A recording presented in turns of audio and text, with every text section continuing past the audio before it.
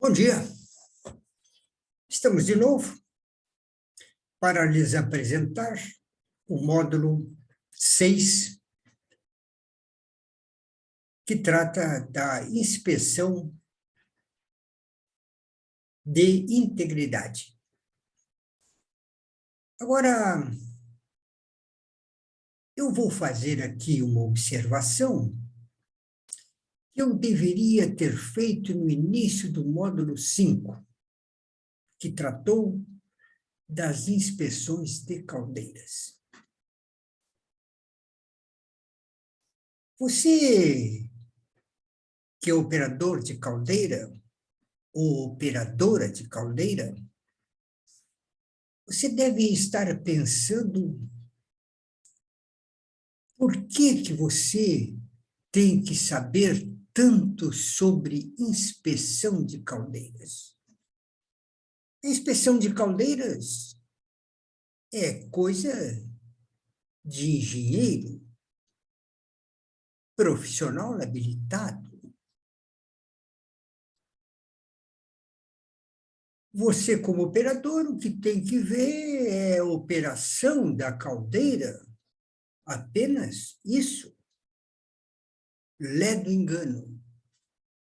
Você, operador, operadora, é a pessoa mais interessada na inspeção de caldeira.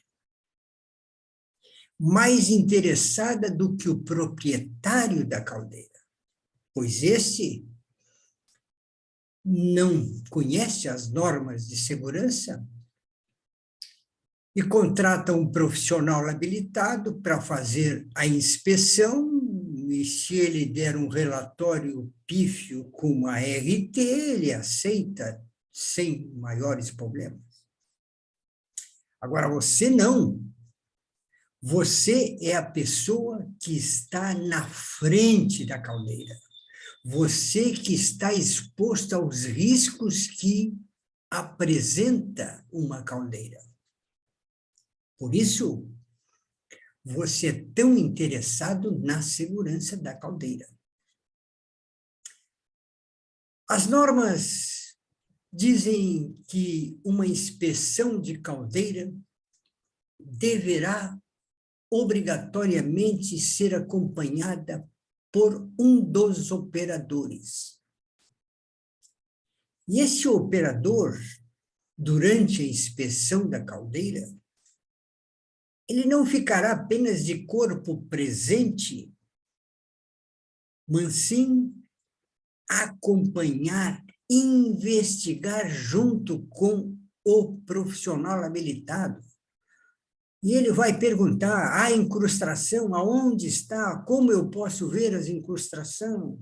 Ou se está limpa? Quero ver se está limpa.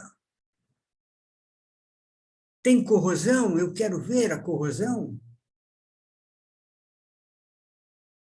Por que isso é tão importante? Porque se houver um sinistro, o que vai acontecer é que você, operador, é quem vai ser atingido. Você é que vai ser a vítima. E aconselha-se que o operador, se acompanhar uma inspeção pífia, em que o profissional habilitado apenas fez a inspeção, deverá, imediatamente após a inspeção, reclamar para sua chefia imediata, informando que a inspeção não foi uma inspeção correta, uma inspeção digna. Vou lhes contar uma história. Eu fazia inspeção numa caldeira há muitos anos, e um dia a empresa dona da caldeira trocou o comprador, que havia se aposentado, e o novo comprador resolveu, no momento da inspeção, fazer uma licitação. Obviamente que eu não fui o preço mais barato, Então, no dia da inspeção, como o pessoal que me acompanhava estava sempre cedo, 7 horas da manhã, 7h30 eu chegaria, eles já estavam com alguns procedimentos costumeiros, e no dia da inspeção eles estavam esperando desde as 7 horas e o inspetor chegou lá pelas 10 horas. Simplesmente mandou abrir um portaló, tirou uma, duas fotografias, deu uma olhada na fornalha, mandou fechar tudo e 45 minutos, 1 hora depois, ele já estava de partida com a caldeira inspecionada. É claro que o supervisor do serviço, que sempre me acompanhava, no dia seguinte foi direto para o engenheiro de segurança, que era o responsável pelas inspeções da caldeira, e fez a denúncia. Olha, aconteceu isso, o camarada veio aqui, simplesmente deu uma olhada, tirou uma foto interna, não fez nada do que costumeiramente o profissional habilitado anterior fazia. O engenheiro chamou o comprador e disse a ele o seguinte: liga para esse teu contratado e diz a ele que nós não vamos pagar a inspeção porque ele não fez inspeção alguma. Em síntese, eu fui chamado para fazer novamente a inspeção. Muito bem, vamos compartilhar a tela para chamar os slides, para iniciarmos, então,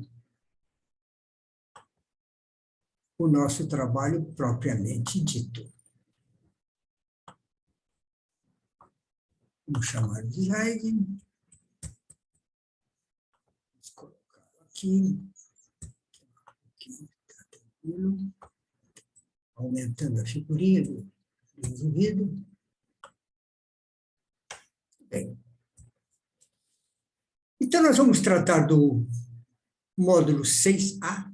Eu tive que dividir em duas partes, é muito grande, e eu não pretendo fazer trabalhos acima de 40 minutos, talvez até esse primeiro módulo leve mais, porque se tornar muito enfadonho, muito detalhe, as pessoas não gostam de ficar na frente do computador por muito tempo.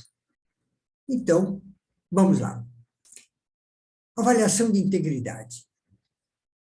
Inspeção devida remanescente.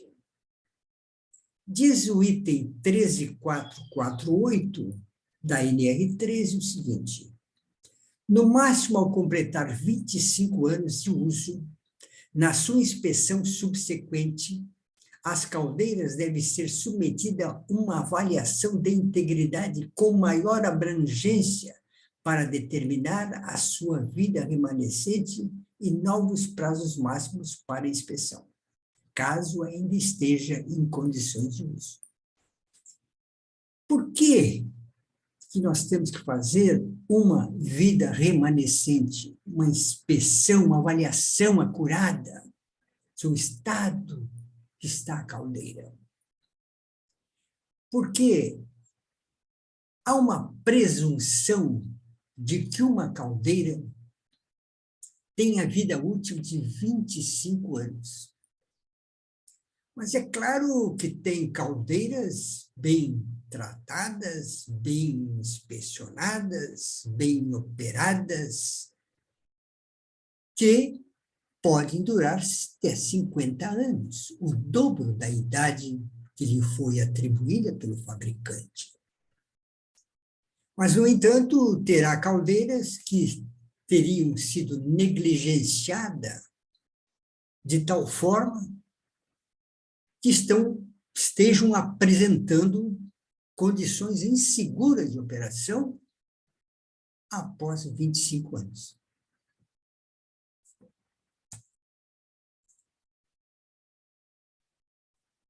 Quando esses prazos de 25 anos deve ser antecipado, ou seja, quando a avaliação para a vida remanescente da caldeira deve ser antes dos 25 anos.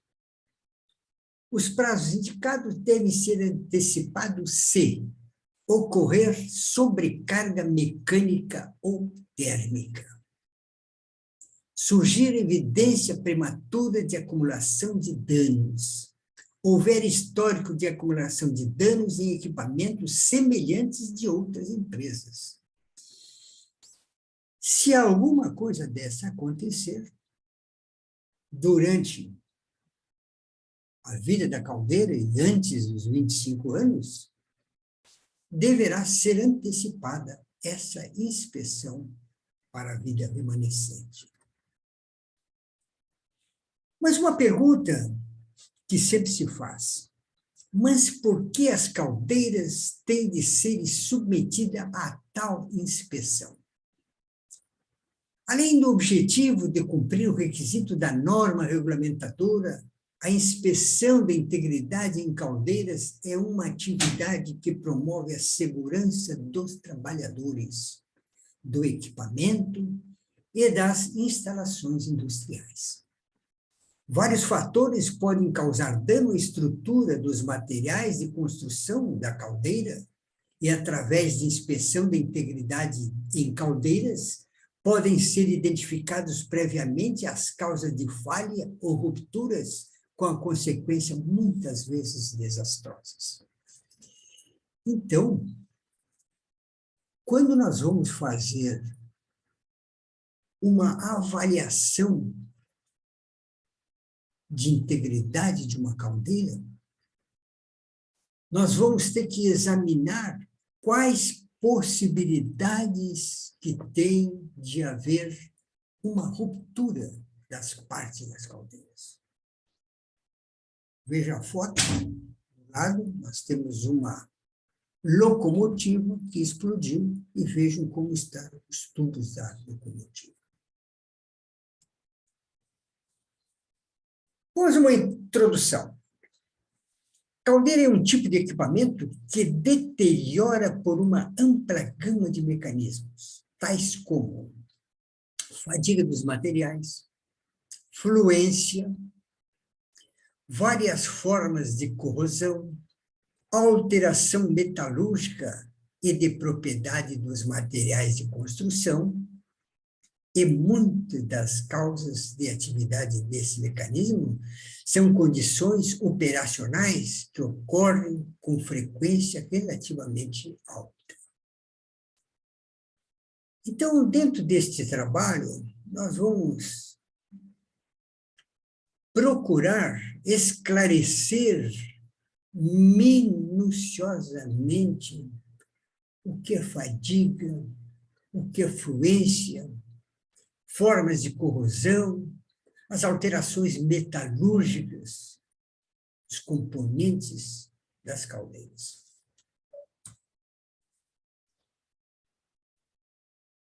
Mas para acharmos alguma coisa, é necessário sabermos o que estamos procurando.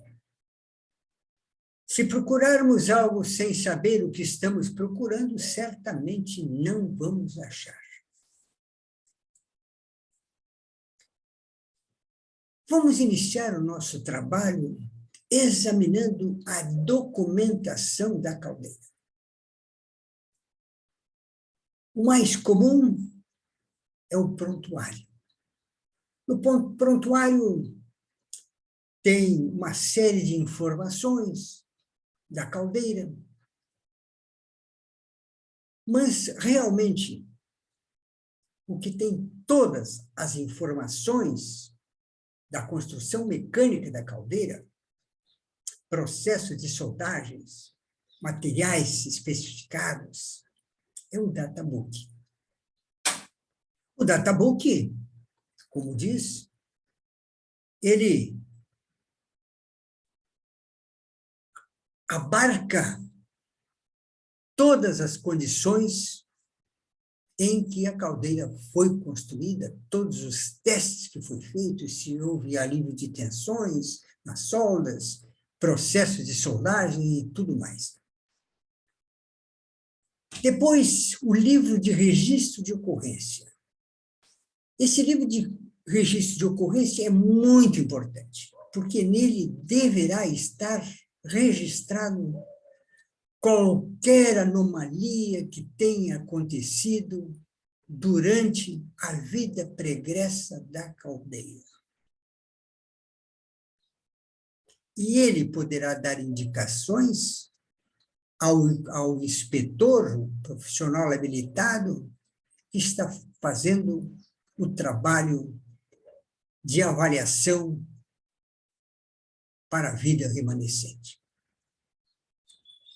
Também muito importante é uma entrevista com os operadores, todos.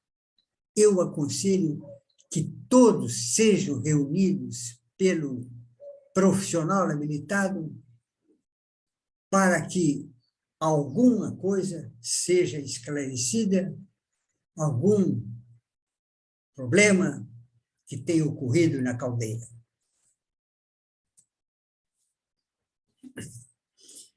Depois passará o inspetor aos exames visuais, onde ele vai procurar amassamentos, ele vai usar uma lupa, vai usar uma lanterna, ele vai procurar corrosão do lado dos gases, para ver que tipo de combustível foi consumido na caldeira, que pode degradá-la.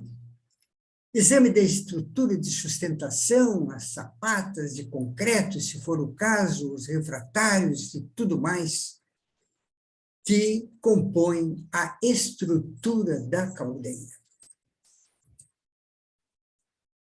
E aí o profissional vai passar a preparação da inspeção propriamente dita. Para tanto, ele vai determinar a retirada do isolamento térmico. Mas será que isso é necessário? Claro. Ele vai ter que examinar as soldas, vai ter que ver se há corrosão nas partes que estão isoladas termicamente. Muitas vezes se depara com situações em que houve uma perda de condensado pela válvula de segurança por anos a fio no casco, e o casco está completamente corroído naquela parte. Porque tem ali o quê? Oxigênio, calor e umidade. E a corrosão acelera sensivelmente. Limpeza mecânica de todas as soldas do casco. Quando eu falo todas, é todas mesmo. Dos espelhos, da bucha de fogo, dos coletores, dos tubos da fornalha e etc. Nas fotos, estamos vendo uma caldeira que está com o revestimento retirado, e foi feito nela endes por líquidos penetrantes. No centro, temos uma fornalha que está sendo descoberta o seu isolamento. E na direita, temos uma fornalha, ou bucha de fogo, aonde estão sendo examinadas as soldas. Mas o que devemos investigar? Na avaliação da integridade estrutural, a etapa do planejamento é a mais importante e a que mais exige conhecimento por parte do profissional responsável. Quantidades exageradas de ensaios implicam maior custo de inspeção e tempo de parada. Por outro lado, a seleção equivocada dos ensaios ou em quantidade aquém do necessário põe em risco a validade do laudo de integridade dos componentes. Então, o profissional habilitado que está fazendo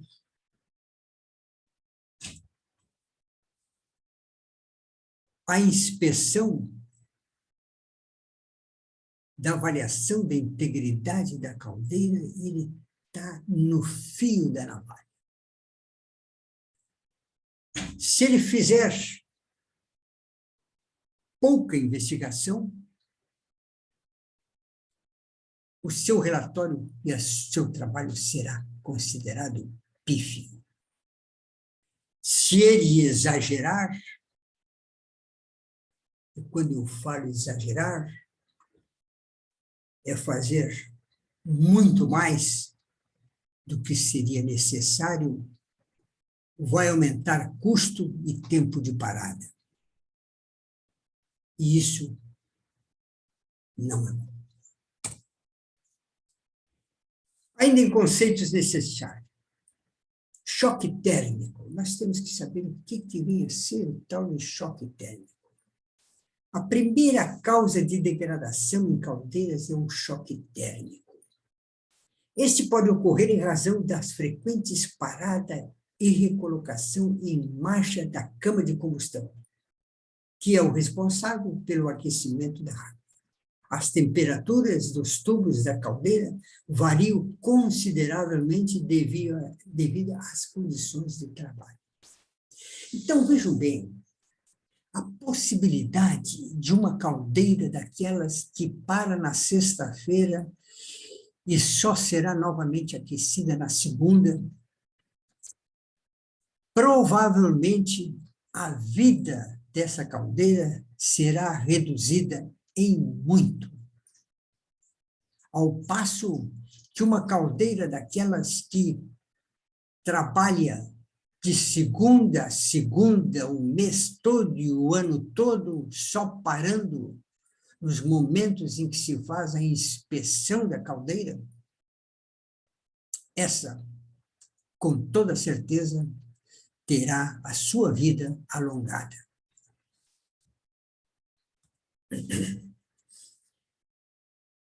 Também nós temos falhas em juntas de solda que tem que ser examinadas. Toda caldeira passa por processos de soldagem que precisam ser muito bem feitos, já que esses ocorrem nos tubos, espelhos, tubulão, reforços, estais e muitas outras partes da caldeira. Assim, qualquer falha na junta soldada certamente aumenta o risco de problemas. Caso de explosão de caldeiras, pois essas são as regiões que apresentam menor resistência do material. Quando vamos calcular o casco de um vaso de pressão, ou o casco de uma caldeira,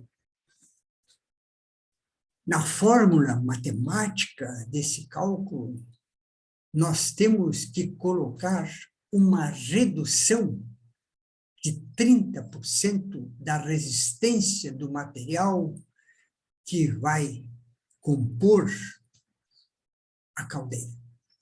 E essa redução de 30% é exatamente por causa dos processos de soldagem.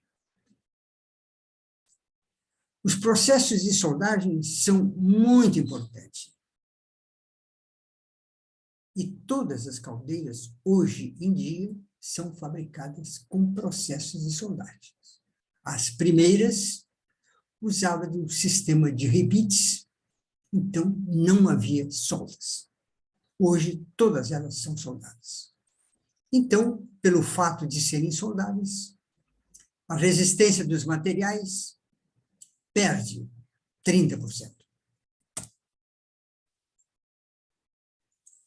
Conceito de fluência.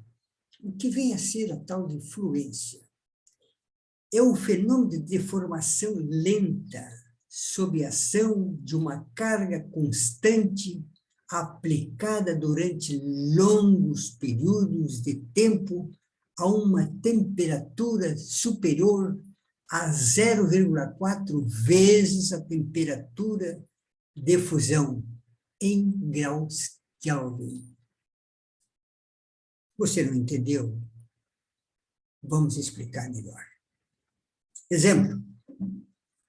Valor médio da fusão do aço, 1.440 graus centígrados.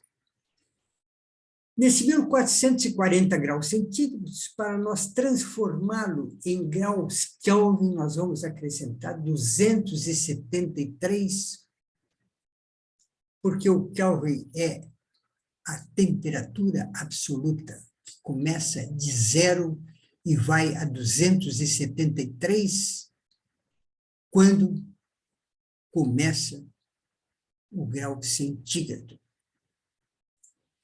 Então, isso nos dá 1.713 Kelvin, vezes 0,4, vai nos dizer que dá 685,2 Kelvin. Mas nós queremos agora transformar para graus Celsius. Vamos diminuir 273. Nós vamos ter 412,2 graus centígrados. Isso quer dizer que uma caldeira, no máximo, a temperatura dos materiais que a compõem não pode chegar a passar de 412,2 graus Celsius. Isso pode ocorrer com muita facilidade quando nós temos, por falta d'água, um superaquecimento.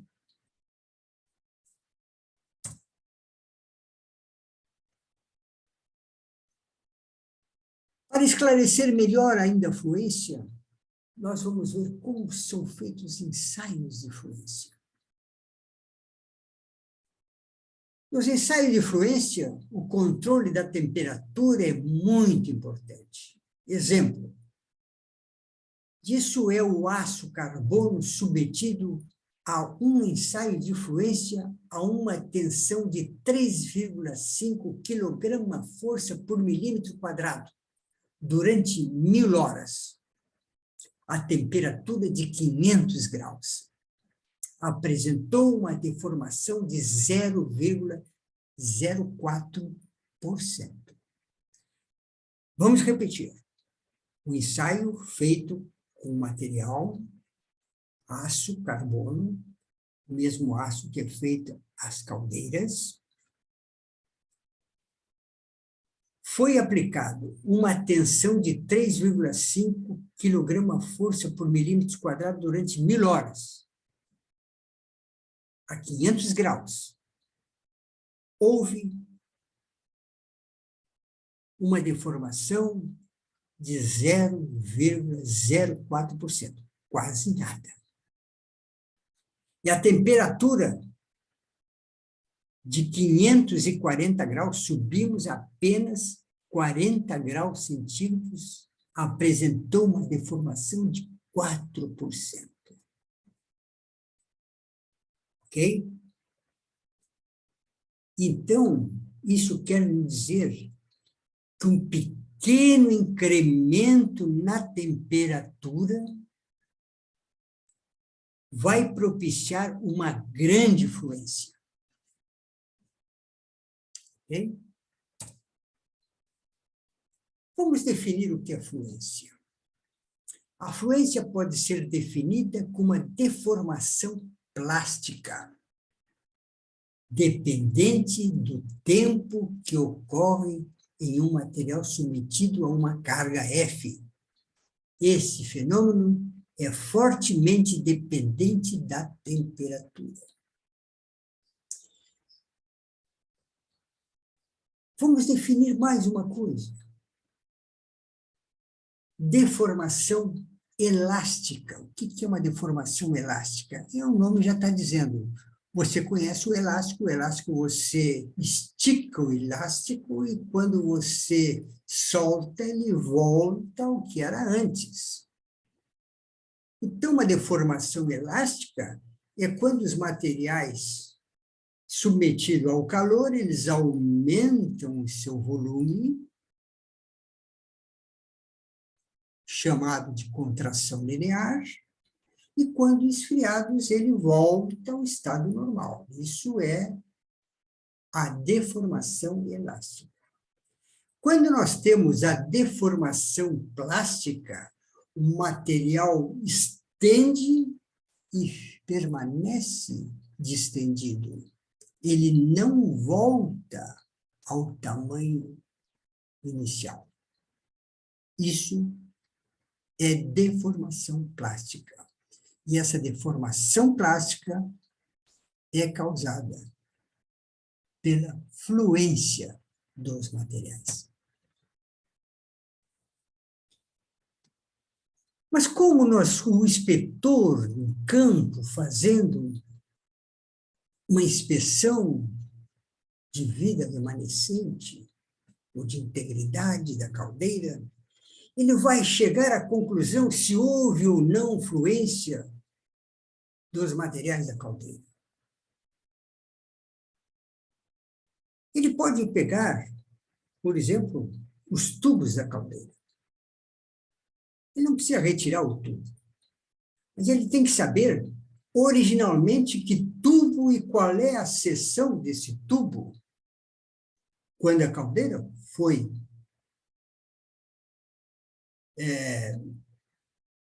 construída. E ele pega essas dimensões e compara com aquele tubo que poderá ter sido ou ter tido uma fluência. Se esse tubo está com as suas dimensões ampliadas, comparando com as dimensões de quando ele fora original, da fabricação, esse tubo está sofrendo fluência. E essa fluência, como vocês estão vendo ali na figura, ela pode ser causada porque incrustação interna de um tubo aquatubular que experimentou temperaturas superiores a 412 graus e propiciou a fluência. E essa fluência não vai parar se não for limpa, tirada essa incrustação, ela vai continuar até rebentar o tubo.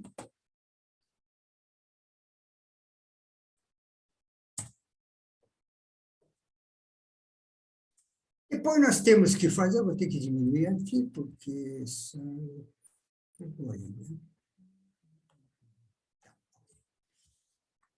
Depois nós vamos passar o exame metalográfico das partes da caldeira. É claro que o profissional habilitado ele vai nomear quais partes da caldeira será feita o exame metalográfico.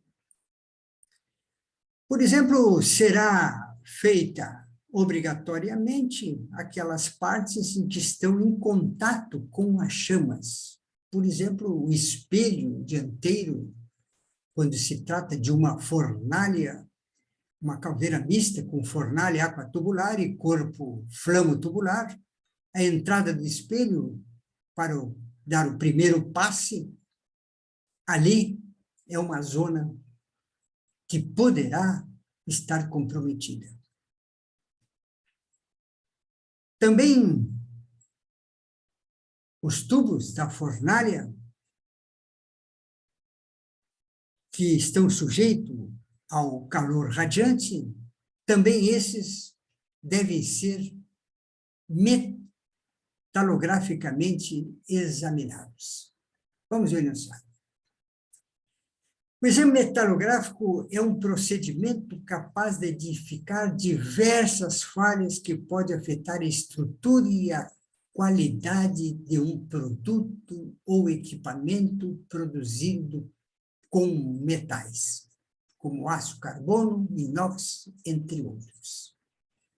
Então, a estrutura metalográfica é muito importante. Análise da microestrutura.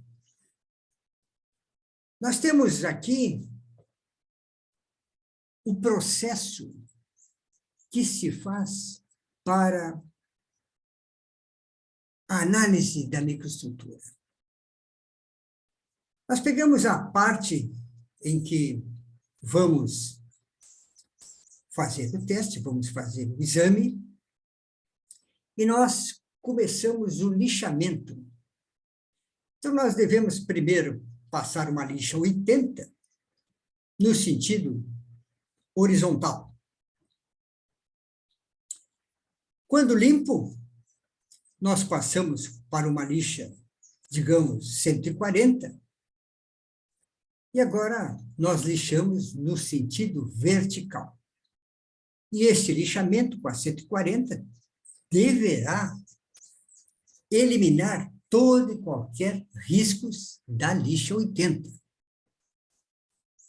Depois, mudando novamente para o horizontal, nós usamos uma lixa 400.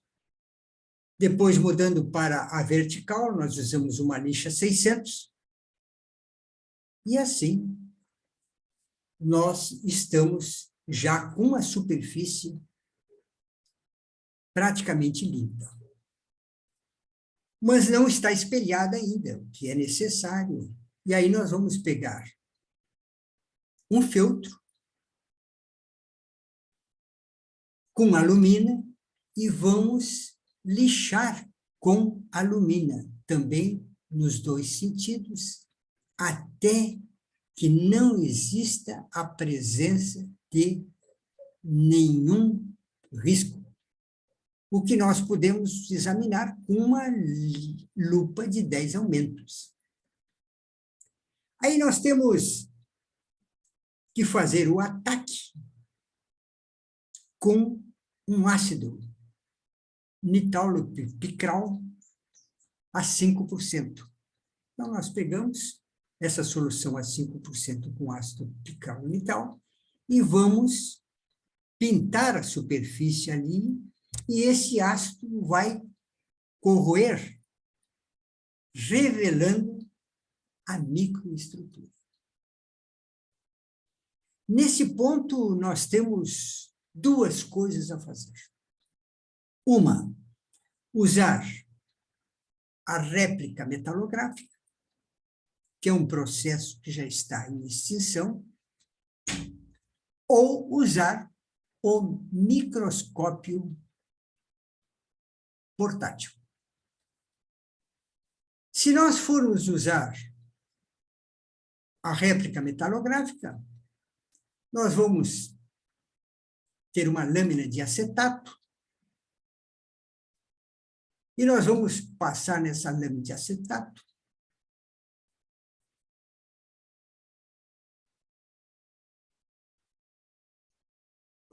não falhou agora. A acetona PA, acetona PA, e nós vamos imprimir,